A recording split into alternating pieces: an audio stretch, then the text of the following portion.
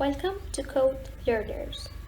In this tutorial series, I'm going to teach you how to create Windows Form applications using C Sharp. इस tutorial में मैं आपको सिखाऊंगी कि C Sharp को use करके हम Windows फॉर्म एप्लीकेशंस किस तरह से बना सकते हैं। ये ट्यूटोरियल मैं बिल्कुल स्क्रैच से शुरू करूंगी। सबसे पहले मैं आपको बताऊंगी .NET फ्रेमवर्क क्या होता है, फिर C Sharp का बैकग्राउंड बताऊंगी एंड देन हम कुछ कंसोल प्रोग्राम्स बनाएंगे और फिर हम मूव करेंगे विंडोज़ फॉर्म एप्लीकेशंस पे। तो सबसे पहले .NET फ्रेमवर्क क्या होता है। एक .NET फ्रेमवर्क या कोई भी फ्रेमवर्क एक ऐसा डेवलपमेंट इन्वायरमेंट हमें प्रोवाइड करता है जिसके थ्रू हम बहुत सारी डिफरेंट लैंग्वेजेस में कोड लिखकर डिफरेंट प्रोग्राम्स बना के उन सबको एक साथ मिला के इंटीग्रेट करवा के और as a single application use कर सकते हैं।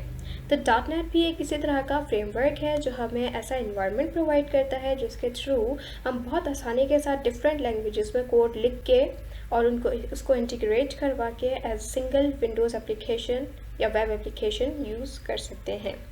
.NET फ्रेमवर्क बहुत सारी लैंग्वेजेस को सपोर्ट करता है जैसे C++, visual basic, C Sharp, J Sharp और भी बहुत सारी लैंग्वेजेस हैं जिन्हें .NET फ्रेमवर्क सपोर्ट करता है जिनमें हम कोडिंग कर सकते हैं। दैन विजुअल C Sharp का मैं आपको थोड़ा सा इंट्रोडक्शन देती हूँ। C Sharp एक ऑब्जेक्ट ओरिएंटेड प्रोग्रामिंग लैंग्वेज है। ऑब्जेक्ट ओरिएंटेड का मतलब क्या है कि इसके अंदर कुछ ऑब्जेक्ट्स होते हैं जिनके ऊपर हम काम करते हैं। इसके अंदर क्लासेस होती हैं। ये 100% ऑब्जेक्ट ओरिएंटेड प्रोग्रामिंग लैंग्वेज है जिसका मतलब है कि इसके अंदर काम हम सिर्फ क्लासेस में ही करते हैं। इसको .NET फ्रेमवर्क सपोर्ट करता है और ये हम यूज़ करते हैं विंडोज़ वेब मोबाइल एप्लीकेशंस बनाने के लिए, वेबसाइट्स बनाने के लिए, वेब APIs बनाने के लिए और भी बहुत सारे इसके एप्लीकेशंस हैं।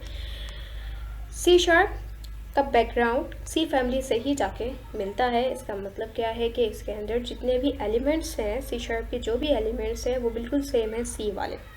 C और C++ वाले ही एलिमेंट्स C Sharp में हम यूज़ करते हैं। लूप्स हो जाते हैं, इसके अलावा डिसीजन कंस्ट्रक्ट्स होते हैं और भी बहुत सारी चीज़ें होती हैं।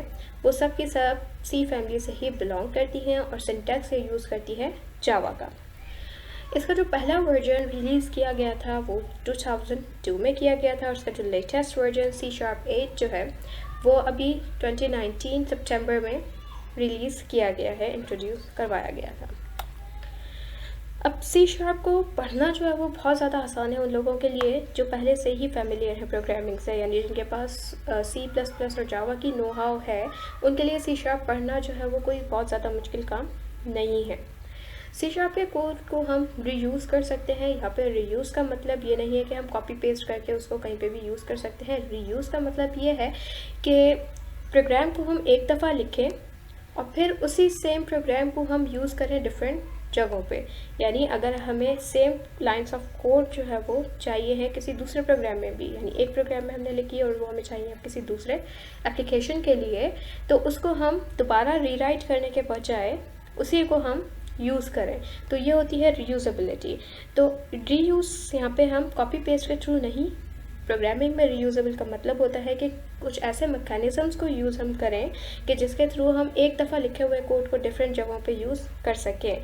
उसमें से एक मैकेनिज़्म का नाम मैं आपको बताती हूँ, इनहेरिटेंस। और भी बहुत सारे हैं जिन्हें हम इंशाल्लाह आगे जब हम एडवांस टॉपिक्स पर मूव करेंगे तो हम एक्सप्लोर करेंगे।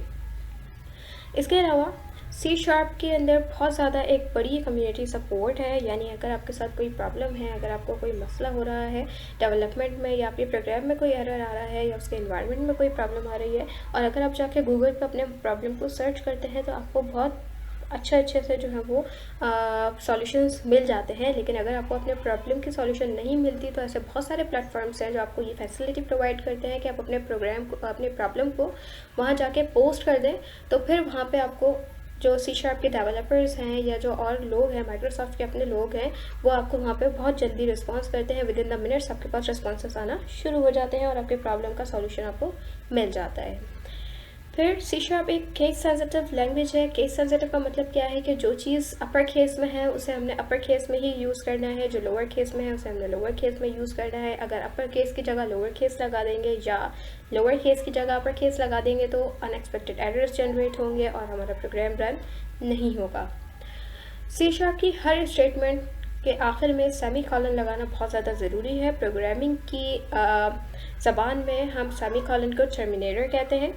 तो हर स्टेटमेंट को के एंड में टर्मिनेटर या सेमीकोलन लगाना बहुत ज़्यादा ज़रूरी है।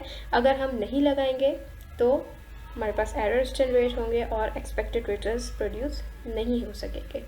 तो इस वीडियो में आप लोगों ने देखा, आप लोगों को मैंने बताया कि डॉट नेट फ्रेमवर्क क्या होता है और विजुअल सी शार्प का हमने थोड़ा सा इंट्रोडक्शन देखा। इंशाल्लाह आगे की वीडियोस में हम थोड़े से एडवांस टॉपिक्स की तरफ मूव करेंगे। जब तक के लिए अल्लाह हाफिज़।